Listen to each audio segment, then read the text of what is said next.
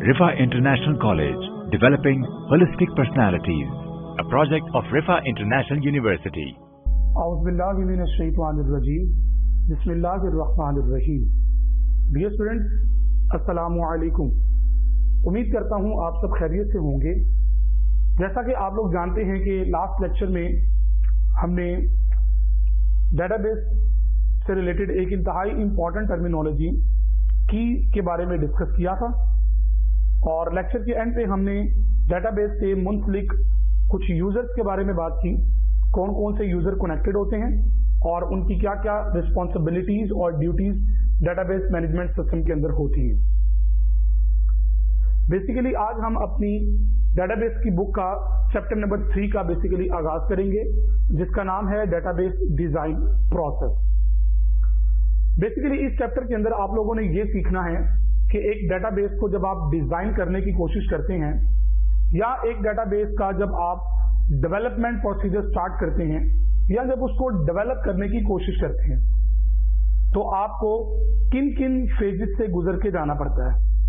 So basically वो process क्या है जिसको आप फॉलो करते हैं। So the database design process, इसके अंदर सबसे पहले जो चीज इंपॉर्टेंट है वो क्या है, आपका एनालिसिस। देखिए, किसी भी चीज के बारे में कोई राय कायम करने के लिए सबसे इंपॉर्टेंट चीज होती है उसका एनालिसिस। अब एनालिसिस बेसिकली क्या होता है, a process of studying the existing system in detail is called analysis of the system। मौजूदा सिस्टम क्या काम कर रहा है, कौन कौन सी सर्विसेज प्रोवाइड कर रहा है, कौन कौन से फीचर्स फैसिलिटीज आपको उसके अंदर मिल रही हैं, इन तमाम चीजों के बारे में जो स्टडी होती है, जो डिटेल होती है, उसे हम एनालिसिस कहते हैं। So the process of studying the existing system in detail is called analysis of the system। तो बेसिकली ये आपका जो होता है वो एनालिसिस ऑफ सिस्टम कहलाता है। आपका सिस्टम क्या, देखें, हमेशा असूली तौर पर जब भी कभी आप किसी नए सिस्टम को बनाने की कोशिश करते हैं तो उसके लिए पहले प्री रिक्विजिट देखा जाता है कि पुराना सिस्टम किस तरह काम कर रहा है, जिसके कंपीट करने के लिए आपने सिस्टम डेवलप करना है। देखिए, कभी भी ऐसा नहीं होता कि आप जब एक नया सिस्टम डेवलप करते हैं तो आप ये सोचें कि शायद पुराने सिस्टम के जो फीचर्स हैं वो दोबारा नए के अंदर नहीं आते। सो नए सिस्टम को डेवलप करने का मतलब ये होता है कि पुराने जितने भी फीचर्स हैं वो सारे ऐड होंगे, प्लस कुछ नए फीचर्स उसके अंदर ऐड होते हैं। अब वो कुछ नए फीचर्स जो ऐड होंगे बेसिकली वो किस बेस पर ऐड होंगे, जो पुराने सिस्टम की प्रॉब्लम्स आप लोगों ने हाईलाइट की होंगी। सो इस पूरे प्रोसेस के अंदर कि आप पुराने सिस्टम के ड्रॉबैक्स को देखते हो, पुराने सिस्टम की प्रॉब्लम्स को देखते हो और पुराने सिस्टम के अंदर जो ड्रॉबैक्स हैं, उनकी जो प्रोसेसेस एक्टिविटीज हैं, उनको डिटेल के अंदर जब आप स्टडी करते हैं तो उस पूरे प्रोसेस को हम कहते हैं that is the analysis of system. कि आप बेसिकली अपने सिस्टम को एनालाइज कर रहे हैं ताकि आप एक नया सिस्टम जो है वो इंट्रोड्यूस करवा सकें। The basic purpose of analysis is to know which activities are performed in the system। इस एनालिसिस का जो मेन मकसद होता है वो ये होता है कि आपके सिस्टम का अंदाजा लगाया जा सके कि कौन कौन सी एक्टिविटीज हैं जो इस सिस्टम के अंदर काम कर रही हैं। Which activities are performed, कौन कौन से काम हैं जो इस सिस्टम से करवाए जा रहे हैं। The existing system must be studied carefully before designing a new system or to modify the existing system। जब भी कभी आप एक नए सिस्टम की बात करते हैं या पुराने को तब्दील करने की कोशिश करते हैं, उसके अंदर चेंजिंग्स की कोशिश करते हैं, तो ये एक फैक्ट है कि आप उसको हमेशा पहले पुराने सिस्टम को अच्छे तरीके से स्टडी करते हैं। देखिए, जब तक आप अच्छे तरीके से सिस्टम को स्टडी नहीं करेंगे आप नहीं बता सकते कि नए सिस्टम में क्या रिक्वायर्ड है, आप नहीं बता सकते कि नए सिस्टम में क्या एडिशन होनी चाहिए, और उसके लिए जरूरी है कि आप सिस्टम को पहले प्रॉपर्ली स्टडी करें। जब आप सिस्टम को प्रॉपर्ली स्टडी कर लेंगे तो आपके सामने हर चीज क्लियर हो जाएगी कि जनाब ये फीचर प्रॉपर्ली काम नहीं कर रहा, इस फीचर की हमें जरूरत है, इसको ऐड करना है और इसको ऐड नहीं करना। सो ये कहां से डिटेल आपको मिलेगी, जब आप सिस्टम को प्रॉपर्ली एनालाइज करेंगे। अब जब बात करते हैं एनालिसिस के स्टेजेस की, ठीक है जी, आप एनालाइज करना शुरू करने लगे हैं तो आपके जो एनालिसिस है उसकी कुछ स्टेजेस होती है। एक ही बार में पूरा सिस्टम स्टडी नहीं हो जाता, उसकी कुछ स्टेजेस होती हैं, उसके अंदर कुछ एक्टिविटीज इन्वॉल्व होती हैं, कुछ स्टेप्स इन्वॉल्व होते हैं, कुछ प्रोसेसेस ऐड होते हैं आपके एनालिसिस के अंदर। उसके अंदर जो पहला काम है वो है फिजिबिलिटी स्टडी। फिजिबिलिटी का मतलब होता है पॉसिबिलिटी। Feasibility mean possibility. सबसे पहले आप देखते हैं कि जनाब एक नया सिस्टम जब आपने बनाना है तो उसके लिए क्या क्या पॉसिबिलिटीज हो सकती हैं जो पुराने सिस्टम से निकाली जा सकती हैं या जो नए के लिए पॉसिबल हैं। So the word feasibility mean possibility, availability, क्या हो भी सकता है या नहीं। So the feasibility study is also called preliminary investigation. इसको इब्तदाई तहकीकात भी कहते हैं, गौर व फिक्र भी कहते हैं। इन्वेस्टिगेशन प्रोसेस होता है जिसके अंदर आप बुनियादी तौर पर अपनी इब्तदाई चीजों को स्टडी करते हैं कि अच्छा जनाब ये चीजें हैं, इनको आपने ऐसे देखना और इनको ऐसे देखना है। So that is called feasibility study. आप पॉसिबिलिटी को मेजर करते हैं, इब्तदाई तहकीकात इसके अंदर करते हैं। आपने कॉलेज में दाखिला लेना है, ठीक है जी, पहले कॉलेज के बारे में डिटेल गेन करते हैं कि कॉलेज की वर्क क्या है, कॉलेज का प्रोसीजर ऑफ स्टडी क्या है, इनका एकेडमिक प्लानिंग क्या है, छुट्टियों का क्या स्केड्यूल है, स्टडी टेन्योर किस तरह का डील करेंगे। सो इस तरह की तमाम क्वेश्चनिंग जो होती है इब्तिदाई तौर पे जो आप चीजें गेन करते हैं उन्हें आप प्रिलिमिनरी इन्वेस्टिगेशन कहते हैं। और इस स्टेप के अंदर, इस स्टेज के अंदर, इस फेज के अंदर आप इन चीजों पे फोकस करते हैं। So in this step the financial, political, technical and time frame facilities of the systems are proposed. Observe की जाती हैं कि पॉलिटिकल क्या फैक्टर्स हैं, फाइनेंशियल फैक्टर्स क्या होंगे, टेक्निकल फैक्टर्स क्या हो सकते हैं, टाइम फ्रेम की फिजिबिलिटीज क्या क्या हो सकती हैं। अगर हम इस सिस्टम को डेवलप करना शुरू करते हैं तो कितना टाइम लगेगा। सो कभी भी जब आप किसी सिस्टम को डेवलप करते हैं तो हमेशा आप पहले उसकी इन्वेस्टिगेशन करते हैं। तो जनाबे वाला अगर आप इन्वेस्टिगेट नहीं करेंगे तो जनाबे वाला कभी भी आप एस्टिमेट नहीं कर पाएंगे अपने रिजल्ट्स के बारे में, आप फाइनलाइज नहीं कर पाएंगे कि आपकी अचीवमेंट्स क्या होंगी, आप फाइनलाइज नहीं कर पाएंगे कि आपका जो रिजल्ट था वो डिजायर रिक्वायर्ड था या नहीं था। देखिए इन चीजों का ताल्लुक कंपैरिजन के साथ होता है ना,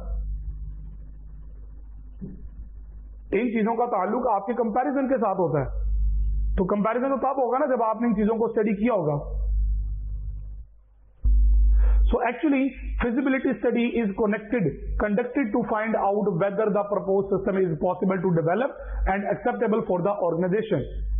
तो बेसिकली फिजिबिलिटी स्टडी के अंदर हम क्या करते हैं, एक स्टडी कंडक्ट करते हैं, एक प्लानिंग होती है हमारी, एक प्रोसीजर होता है जिसका मकसद ये होता है हम चेक करें कि क्या हम जो नया सिस्टम बनाने जा रहे हैं क्या वो पॉसिबल है भी या नहीं, क्या अदारा उसको काबिल कबूल, अदारे के लिए काबिल कबूल हो भी सकता है या नहीं, क्या अदारा उसको कबूल करेगा भी या नहीं करेगा।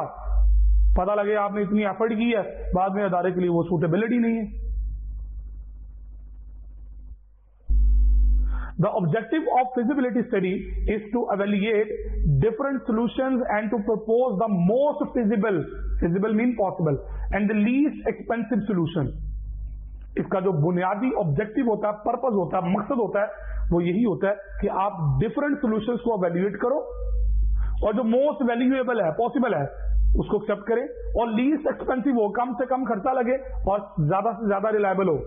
इन तमाम फैक्टर्स को जब आप स्टडी करते हैं, एवेल्युएट करते हैं, तो basically that is your objective of your feasibility study.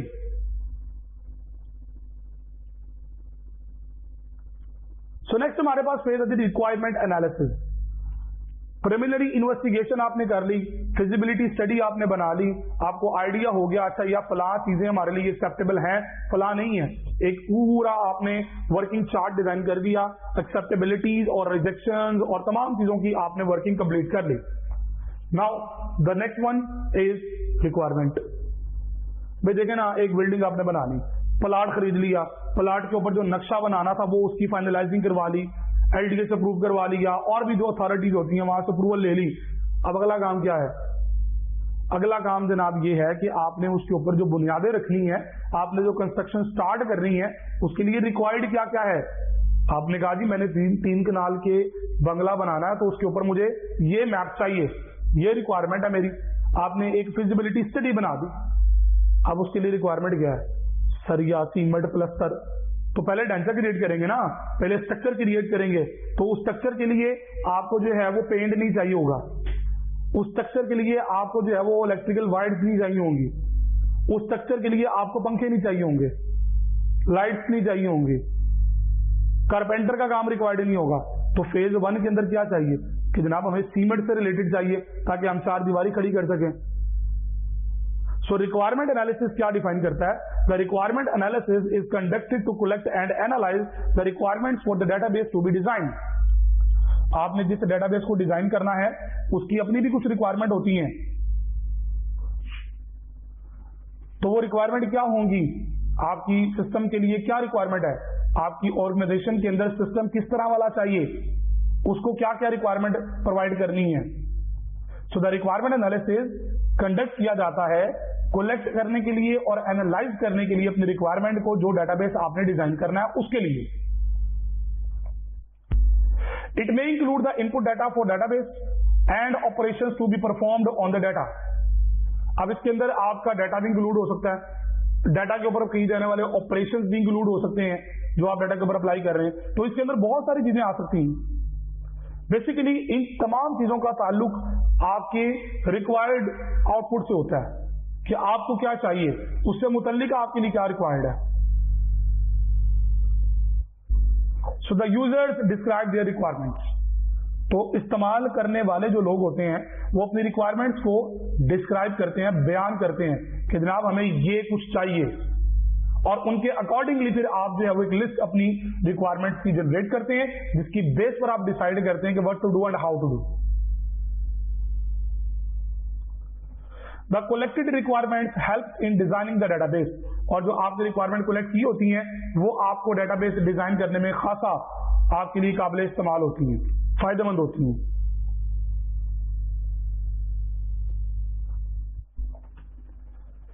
The next one that is project planning. ठीक है जी, फिजिबिलिटी स्टडी बन गई, एक्सेप्टेबिलिटी फॉर्म के अंदर आ गया, ओके, रिक्वायरमेंट कलेक्ट कर ली, okay. The next phase is planning. आप अपने प्रोजेक्ट के लिए प्लानिंग करते हैं। जब एक बार आप रिक्वायरमेंट कंप्लीट कर लेते हैं, after requirement analysis, proper planning and time scheduling must be developed for different activities that are required to design a database system. अगर मैं प्रोग्रामिंग पॉइंट ऑफ व्यू से बात करूं ना, तो ये आपका एल्गोरिथम राइटिंग है। आपने जो भी काम डेटाबेस डिजाइन करने के लिए करना है ना, उसकी एक लिस्ट बनाते हैं जिन्हें कहते हैं एक्टिविटीज। हर एक्टिविटी का एक टाइम शेड्यूल होता है और हर एक एक्टिविटी की प्रॉपर प्लानिंग होती है कि ये एक्टिविटी इस काम से पहले नहीं हो सकती, ये एक्टिविटी फलां काम के बाद होगी। डिपेंडेंसीज होती हैं एक्टिविटीज एक दूसरे के ऊपर। तो प्रोजेक्ट प्लानिंग के अंदर बेसिकली आप एक प्रॉपर प्लानिंग करते हैं, नंबर 2 पे टाइम शेड्यूलिंग करते हैं, जो कि आपकी डिफरेंट एक्टिविटीज को डेवलप करने के लिए रिक्वायर्ड होती हैं। Similarly all cost factors are also taken into consideration.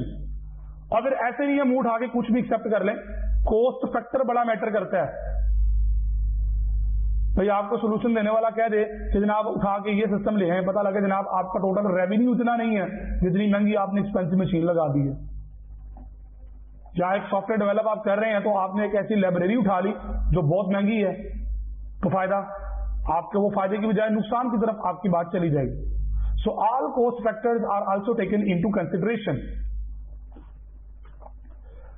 The cost factor में include the salaries of the team members. अब उनमें से चंद एक का मैंने जिक्र कर दिया, salaries of team members and cost of the software and the hardware tools etcetera. जो चीजें भी हैं उसके अंदर जहां जहां पैसा लग सकता है वो तमाम चीजें फैक्टर कॉस्ट के अंदर इंक्लूड होती हैं, वो तमाम चीजें कॉस्ट फैक्टर में आ जाती हैं। प्लानिंग आपने कर ली, फिजिबिलिटी स्टडी आपने कर ली, रिक्वायरमेंट कलेक्ट कर ली, प्लान आपका हो गया। अगला काम डाटा की एनालिसिस। अब डाटा के ऊपर जो एनालिसिस है ना, ये बड़ा इंपॉर्टेंट काम होता है। Data analysis is very important step while designing a database.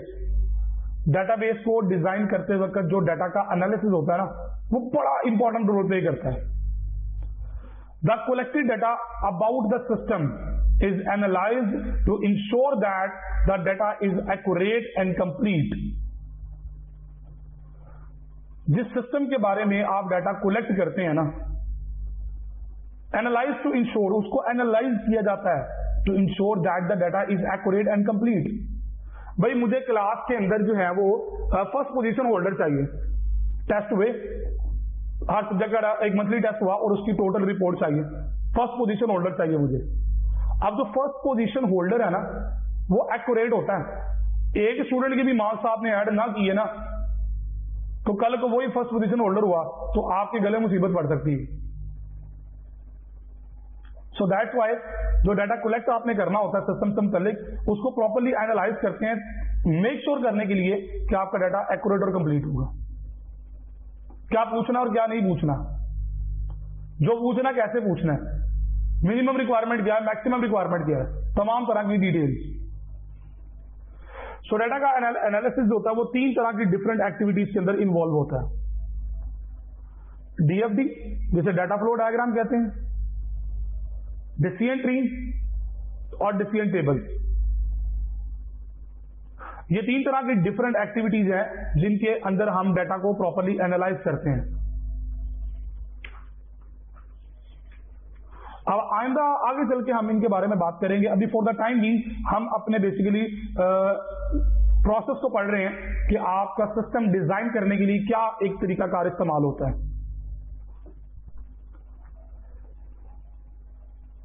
Okay ji, next concept हमारे पास है जी डाटा की मॉडलिंग। मॉडलिंग क्या चीज होती है? डाटा को मॉडल करना। डाटा मॉडलिंग मीन्स डाटा को मॉडल करना। So a representation of the real world process, devices, concept and their association is known as a model. आपकी रियल वर्ल्ड में जितने भी एक्टिविटीज हैं, प्रोसेस हैं, डिवाइसेस हैं, कॉन्सेप्ट हैं, एसोसिएशन उनके दरमियान है, इन तमाम चीजों का जो रिलेशनशिप होता है ना, जो प्रेजेंटेशन होती है, उस प्रेजेंटेशन को बेसिकली मॉडल कहा जाता है। That is your model. So data modelling is the process of identifying the data object and there relationships between them. 2 काम, एक तो प्रोसेस को आइडेंटिफाई करता है, data modelling is the process of identifying the data object. एक तो आपके data objects को आइडेंटिफाई करता है, दूसरे नंबर पर उनके दरमियान जो रिलेशनशिप होता है उसको प्रेजेंट करता है, दिखाता है, बताता है।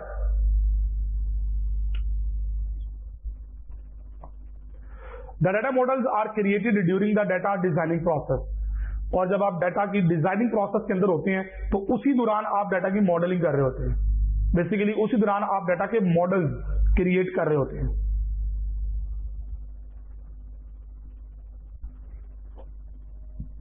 इंतहाई important concept ERD, entity relationship diagram. देखिए उसका नाम बता रहा है, एंटिटी का जो रिलेशनशिप है ना उसकी डायग्राम। ये एक डाटा की मॉडलिंग का प्रोसीजर है, उसके अंदर एक कंपोनेंट है। सो ER मॉडल यानी कि entity relationship model is a popular conceptual data model. ये डाटा मॉडल की एक टाइप है जो आमतौर पर बहुत ज्यादा इस्तेमाल होती है और इसे ER मॉडल कहते हैं, एंटिटी रिलेशनशिप मॉडल। और इसकी डायग्राम को एंटिटी रिलेशनशिप डायग्राम कहते हैं। It is most commonly used to create a data model. आपके डाटा मॉडल को क्रिएट करने के लिए आमतौर पर, बल्कि ज्यादातर इसी को इस्तेमाल करते हैं, और भी काफी सारे हैं, लेकिन ये तरीका डाटा मॉडलिंग का एक फेमस है, कॉमन है, ज्यादा काबिल इस्तेमाल है।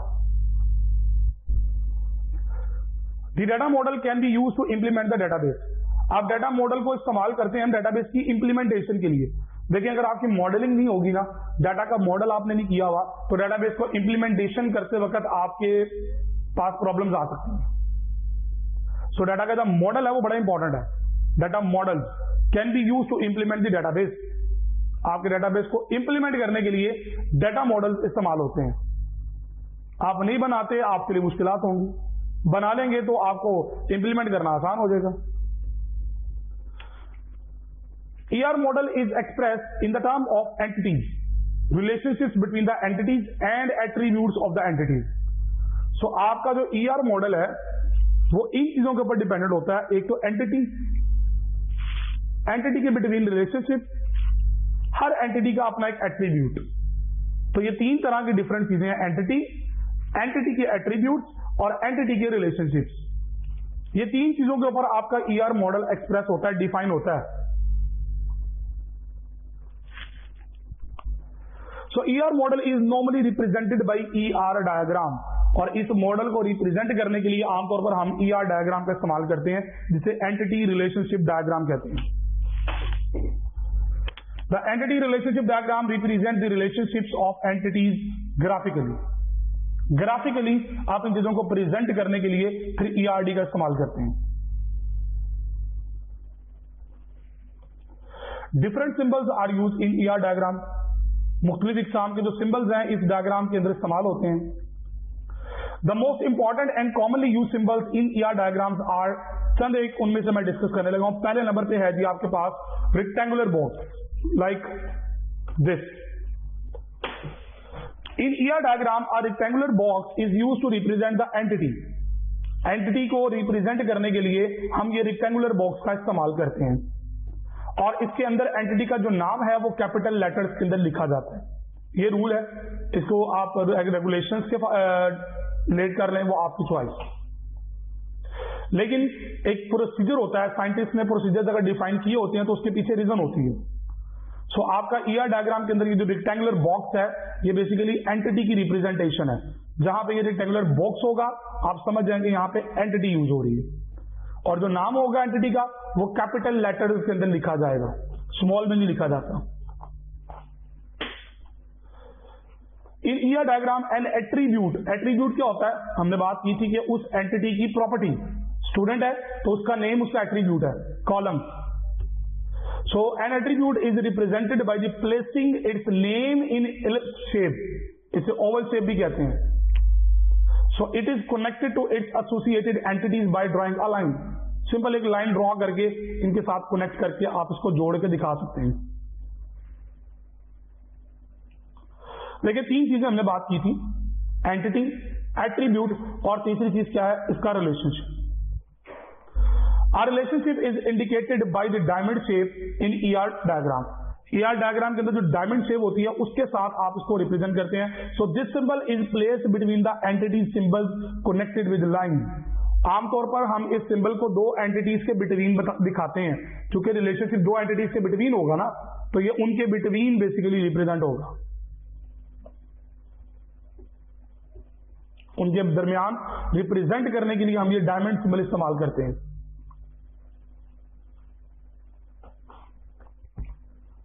फाइनली आज के लेक्चर में जो चीजें हमने कवर की हैं वो आपका डेटाबेस डिजाइन प्रोसेस की बात की, जिसके अंदर हमने एनालिसिस को देखा और फिजिबिलिटी स्टडी को देखा, रिक्वायरमेंट एनालिसिस को देखा, प्रोजेक्ट की प्लानिंग को देखा, डाटा के एनालिसिस के बारे में बात की, डाटा की मॉडलिंग के बारे में बात की, और उसके बाद हमने ईआर डायग्राम के फंडामेंटल कॉन्सेप्ट्स को देखा। आगे लेक्चर में हम बात करेंगे अपने ईआर मॉडल के ऊपर, फर्दर आगे बात करेंगे कि ईआर मॉडल के कंपोनेंट्स क्या होते हैं, कंपोनेंट्स किस तरह रिप्रेजेंट होते हैं, और फिर उनसे रेलिवेंट कुछ एग्जांपल्स के बारे में बात करेंगे। फिर उनके रिलेशनशिप्स होते हैं, रिलेशनशिप्स की टाइप्स हैं, फिर कार्डिनलिटीज होती हैं। There are a lot of things that are related to entity relationship diagram. So उम्मीद करता हूं कि आज के लेक्चर को अच्छे तरीके से आप लोगों ने कवर अप किया होगा। अपना बहुत सारा ख्याल रखिएगा, दुआ में याद रखिएगा। अगले लेक्चर तक के लिए इजाजत दीजिए। अल्लाह हाफिज। A project of Rifa International University.